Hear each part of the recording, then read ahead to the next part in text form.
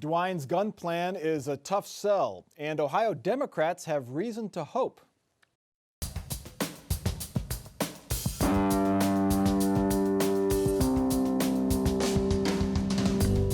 Joining us on Columbus on the Record this week, Jackie Borchert, Columbus Bureau Chief for the Cincinnati Enquirer. Ann Fisher. We'll have to start again because we're still on me.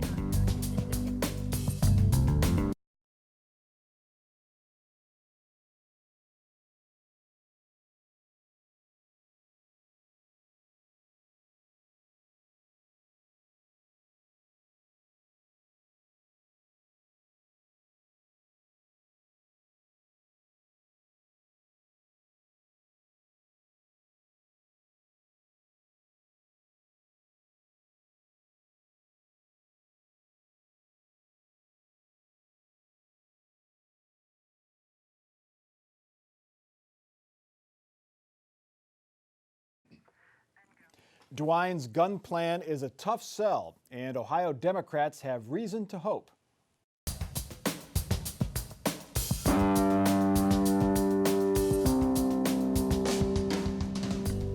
Joining us on Columbus on the Record this week, Jackie Borchert, Columbus Bureau Chief for the Cincinnati Enquirer. Ann Fisher, host of All Sides with Ann Fisher on 89.7 NPR News.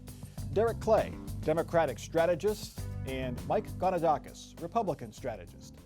There is still no sign that Ohio lawmakers are ready to do something when it comes to tightening gun regulations. It's been 19 days since a gunman with a history of making threats, armed with an assault-style weapon, shot 36 people, killing 9 of them in Dayton. A few days later, Governor DeWine outlined his 17-point plan, which includes a red flag law and expanded background checks. Senate President Larry Obhoff seems okay with the red flag law as it's written, as it's proposed. House Speaker Larry Householder said the measures would be a difficult sell in his chamber. DeWine remains optimistic. I understand a natural skepticism, but I think when people see the facts, they're going to look up and say, that works. We can do it. As I said, there's nothing that I have proposed that I don't believe this legislature can pass and will pass. Do you see lawmakers saying that this works, I can support this, given what Larry Householder said this week, that he doesn't see his chamber looking favorably on this? Well, you know, about 2 weeks ago, the Enquirer and 5 other news organizations reached out to all 132 state lawmakers to ask them that very question. And, you know, we did find some, Republicans control both chambers. And so we found some Republicans who were very supportive of what the governor has put forward, just unequivocal yes. But most Republicans were saying they wanted to wait and see the language. And we still haven't seen the language. You mentioned 19 days. Just 2 days after that shooting, the governor unveiled his plan, and we have yet to see the specifics of the red flag legislation, of the background check legislation. So I think until that happens, you won't see anybody really lending full-throated support aside from Democrats who have been pushing these proposals for years. Yeah. But a lot of Republicans before might have said no right away. Now they're saying no comment, or I want to look at it more closely, or I want to hear what the proposal has to say. Well, I mean, of course, we've had this horrible tragedy in Dayton, in our own state now, and also it is a red flag bill, but it's DeWine's version of a red flag bill. It includes a lot more due process before the gun can ever be taken away, or whatever firearms they're talking about in that case. And so I think that maybe people are willing to stop and take a look, but it sure would be nice to have a bill to look at. How hard is the governor working for this behind the scenes? Well, I think he's working very hard. He was very upfront when the tragedy happened. He's been very vocal since then and during the 19 days, and it's something he fundamentally believes in. Now, of course, we have 3 branches of government, and the legislative branch might have a different opinion on that. I think there's a fundamental belief in the legislature, generally speaking, of course, that we have a significant number of laws on the books, and what we never talk about are the laws that have prevented so many tragedies. I mean, look, just last week, James Reardon in Youngstown was going to kill people in a Jewish community center. The laws on the books, the FBI got involved and saved countless lives. So we have a heightened awareness today that's saving lives. CNN reported 26 instances since the horrific mass shootings in Dayton where we've stopped these things. So maybe we need to focus on that more. Listen, this hits home particularly for the governor because he is from the Dayton area. And so I do believe that the governor means well when he's putting these measures before the legislature. But the problem is that, you know, you have Speaker Householder who in one of his very own campaign ads had a gun and was shooting a TV and blew up a TV on TV. So you got a lot of these folks that are in the legislature that are beholden to the NRA, and they're going to be very cautious about any type of measures that come from the governor or anybody else as it relates to gun violence. But if 80, I don't know what, it's 80% plus of gun owners support expanded background checks, how much danger does a Republican lawmaker really face politically by saying, let's close the gun show and private sale loophole? Well, the question is, how much danger do they face politically if they don't? They don't face any danger because most of them are in safe districts. They don't have to worry about whether or not they're going to get reelected or not. They're safe. Well, and I'll add that the gun issue, while polarizing, you know, people who are for the Second Amendment, who are against further restrictions on guns, are much more likely to vote on that issue. You see, you know, the NRA, other groups, they're not the only one, their power is really in their ability to kind of get this grassroots support or opposition to things that are moving through state legislatures across the country or on the federal level. And so that's really, I think, where the opposition comes from. It's this fear that you know, these groups will rally greater support than just, you know, the voters and their own constituents, and that will have an effect. So Jackie just mentioned that the NRA is able to get grassroots support, and she's absolutely right. Those grassroots people are voters. So when the voters don't want this, if they come out and rally and they call their elected officials and say, no, we don't want a red flag law, the elected officials are going to listen to them, whether it be a pro-life issue or a Second Amendment issue. The voters are loud and clear on where they are. So is the other side going to get louder? I understand that, but a lot of that stuff is based on fear. I mean, come on, you know, you get these groups in here and they're talking about these people want to take your guns away from you, in which that is not the issue at all. I mean, I'm a gun owner. I believe in the Second Amendment, but but I also believe that you should have universal background checks for people. I also believe that if you are on a list or if you have some sort of mental illness, that you shouldn't be in ownership of a firearm. What about the Democrats that helped the House Speaker get to where he is? Is this a place where they demand action from the Speaker? Is this where they want to put their stake in the ground, Jackie? I mean, that's a great question. And we've seen so far this year on every major issue, Speaker Householder hasn't been able to get done what he wants to get done without some Democratic support. So I think it would be wise for them to maybe call up their favor if this is something that they think is really important. It seems like after Dayton and El Paso, there is kind of this political moment now where you even have Senate Majority Leader Mitch McConnell saying, yeah, we want to look at red flag and background checks. You have the president saying that he supported those things. Well, one day he does. He's since walked that back a little bit. But that's certainly different than where we were a year ago. But again, I go back to this is hot right now because this tragedy happened a couple weeks ago. El Paso happened on the same weekend, so you got all this media attention. But it seems to be kicking the can down the road, and I hope Ohio doesn't do the same thing. It's also been 3 weeks since this happened.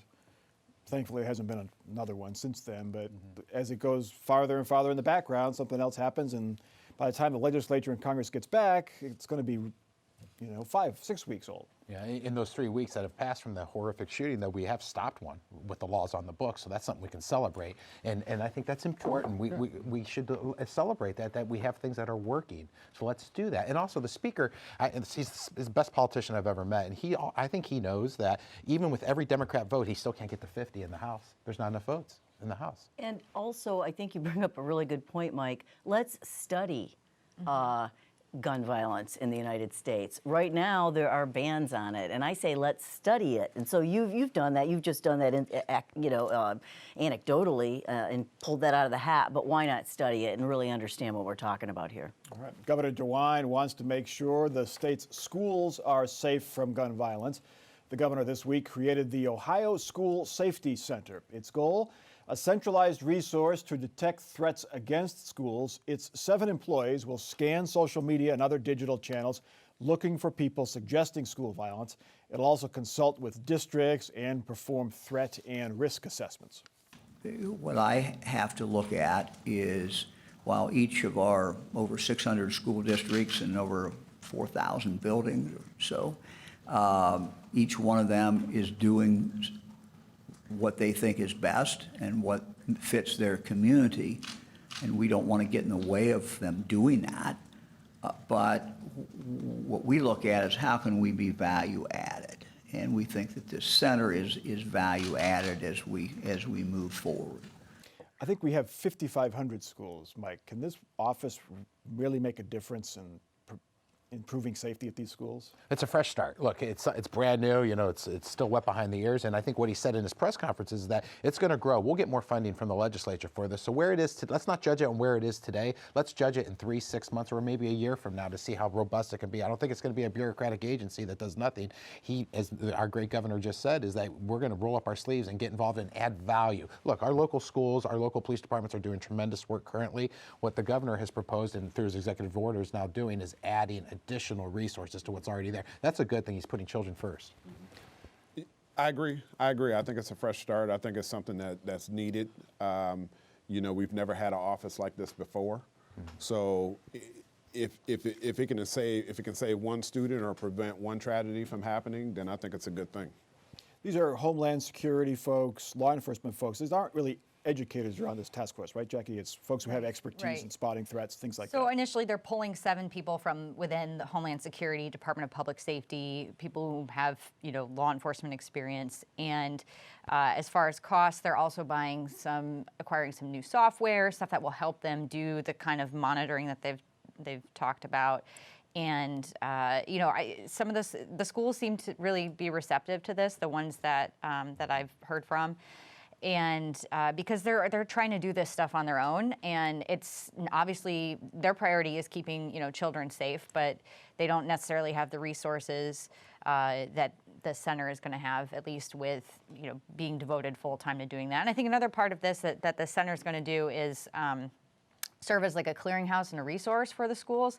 You know, if you remember a few years ago, the big thing was the school emergency plan. Yep. You know, what do you do when an active shooter comes in? And, you know, these plans are secret, and every school had to develop one. And there was an issue at first with schools were very, very slow to adopt them and to get them right and get all the pieces in. And I remember when Mike DeWine was Attorney General, that was something that a problem that he was facing. So I think, you know, the schools are very receptive to any help that they can get on this issue.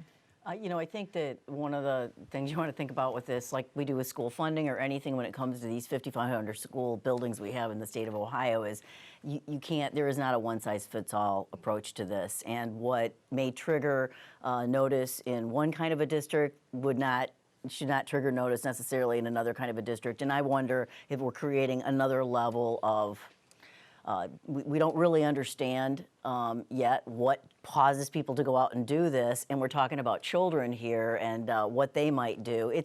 I just think we have to worry about our approach to all of this kind of things and not categorize too broadly. Is there a big brother?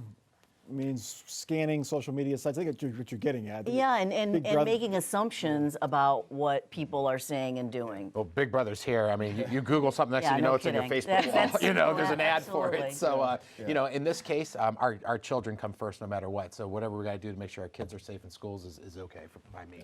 And I think local authorities are already on some of these sites that are promoting violence and hate as well. So how does this square, Mike, with opposition to a red flag law? Because if these folks do their job, they're going to be waving red flags. Now, these are kids, so it's different than adults, but guns are going to be seized if somebody is seen to be a danger. It could be seized from the adults in the home, correct? This leads to that, right? Well, I mean, each case is a different fact pattern, so it remains to be seen. But generally speaking, sure. Just like they did with James Reardon last week in Youngstown, they arrested him, they put him in jail, they went into his home and seized his guns. Yes, they did, and he's waiting right now. He's off the streets. He's no threat to any one of us. Same thing could happen with a student or anything else in this fact pattern like that. So yeah, it's okay to do that in that situation. So, but you still oppose the red flag law? Well, first of all, I can't say I oppose it until we read it. Well, under the current proposal where there would be due process within 3 days. Yeah. There would be some kind of an independent court which would judge within 3 days that the person should have his guns or her guns taken away temporarily. I think the biggest issue there is the 3 days. You know, what is that person going to do on their own during those 3 days? That's the big concern. Yeah, wait 3 days. someone gets warning, then they're going to do something. Yeah, they're going to do something perhaps. right away. And usually it's suicide, what the real danger is here. Right. And I think, the school safety center, the red flag laws, I think it's important to note too that the governor unveiled these as part of a larger package, not just intended to prevent mass shootings, but if you look at the numbers in Ohio and other states, I mean, suicide is the #1 cause of death by a firearm. Yeah. So, red flag is suicide. Again, also with your mass shooter type person, but these have been passed in Republican-controlled states. Yeah, so this center could prevent suicides as well as mass shootings, perhaps even more suicides than mass shootings. Yeah, it's a good thing. Yeah. House Speaker Larry Householder has creeping doubts about the death penalty in Ohio. A strong backer of executions, Householder says he finds himself, quote, less and less supportive of capital punishment. The speaker cites the rising cost of legal fights to put someone to death compared to the cost of putting someone in prison for the rest of their lives. And he notes the struggle Ohio is having finding a constitutional execution method. The speaker's comments come as Governor DeWine has asked legislative leaders to take a look at the future of the death penalty in Ohio. And Fisher, is this just another sign that the death penalty is perhaps fading away in Ohio?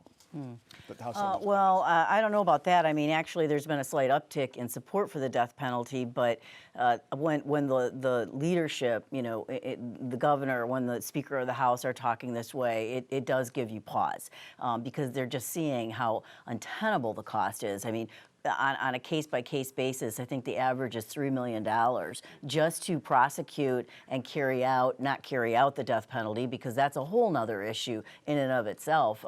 And people are finding that it doesn't necessarily bring the same kind of satisfaction that they might have hoped. But there has been an uptick in support for it, and at the same time, the polarization that's going on in most other issues in this country is very, very evident there. It's something like 78% of Democrats oppose the death penalty, and vice versa for Republicans. So it kind of depends on who's in control. But fading away, I think it might be a fade-away situation. I don't see the Ohio General Assembly actually repealing. Well, the last 2 bills to repeal the death penalty at the Ohio legislature were introduced by Republicans. I believe it was Bill Seitz and Niraj Antani, both introduced separate bills in the past. So there is a groundswell growing support to get rid of the death penalty. As the president of Ohio Right to Life, I applaud that, and I applaud Speaker Householder for softening his position. You don't get there overnight. It takes time. I think there's a better way. Now, the prosecutors come out and make a really good point. Look, if we can't dangle, different leverage points when we have someone in jail, then it's less likely that we can get a plea deal. Yeah, so that's an issue. As I've ever figured in that, because there was a cost savings there of not going to trial with somebody who then pleads guilty to murder and accepts life in prison. So, I think the question is, this may be Speaker Householder's position, but does the rest of his caucus feel the same way? And, that's something that remains to be seen at this point.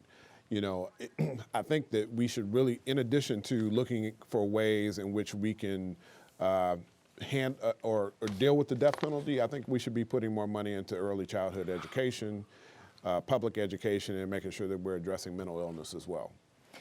And maybe there is, greater Republican support on the argument that Householder put forward, which was a fiscally conservative-minded argument in that it costs millions of dollars. There's all sorts of death penalty opponents will tell you there's all sorts of reasons why we should abolish it, including that it's an entirely subjective thing in the state of Ohio. When you look, Hamilton County sends the most prisoners to death row. Is that because Hamilton County crimes are so much worse than Cuyahoga County or Franklin County? I mean, there's, and with DNA testing, there's a lot of gray area, and that's also led to, we have these appeals that drag on for years, and that's what, the speaker was referencing, and I could see a number of Republicans in his chamber getting behind that argument. And of course, the Innocence Project and the folks who Right. were wrongfully accused, Right. some of those appeals have worked out, where people have been on death row for a long time, and it turns out they didn't do it, and they get exonerated and get freed. Do we expect executions to resume anytime soon? Because we're still looking for a new method of lethal injection. Doesn't seem like there's anything out there. We're not going to go back to the electric chair. Well, I think, they were are we? supposed to resume in December, I believe, and it looks like they're saying nothing's going to happen by then.